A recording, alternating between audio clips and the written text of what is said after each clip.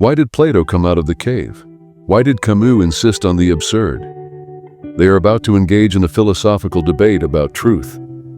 At the mouth of the cave, Camus sits quietly on the rock, staring into the uncertain distance. Plato steps slowly out of the cave and stands at the edge of the entrance, saying in a low, subdued voice, "Most people in the world are forever trapped in caves, mistaking shadows for reality.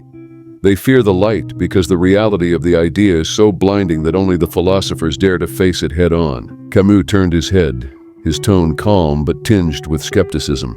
"But how can you be sure that what you see is not just another shadow? How can a man walk from a cave into sunlight and conclude that the sunlight itself is not another cave?" Plato said, slightly contemplatively, "If the light is only another shadow, it is still more directional than the darkness of chaos. The task of the philosopher is not to discover the ultimate reality, but to lead by reason to order out of chaos. This light may not be able to confirm its truth, but it can drive one out of disorder and into a higher realm." Camus turned his face slightly sideways, his expression becoming more grave. "What if the world is not at all true or false? The so-called order could just be your own avoidance of absurdity. The only thing that is certain is existence itself, and existence may be inherently absurd." Plato said, "Even if the world is apparently absurd and disorderly, the existence of the idea is not a fiction.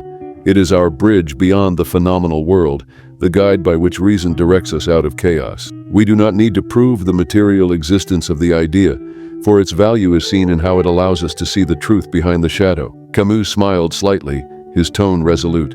"But does your idea really allow one to see the truth? Maybe it's just another shadow, more refined, more acceptable, yet still a product of illusion. Truth never lies in the light we create, but in how we face the darkness head-on.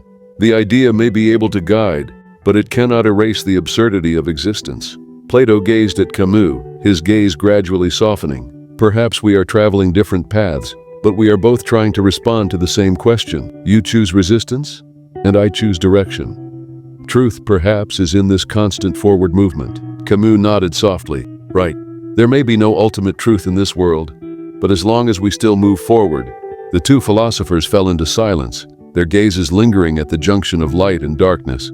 Philosophical inquiry seemed to have found its home in this moment.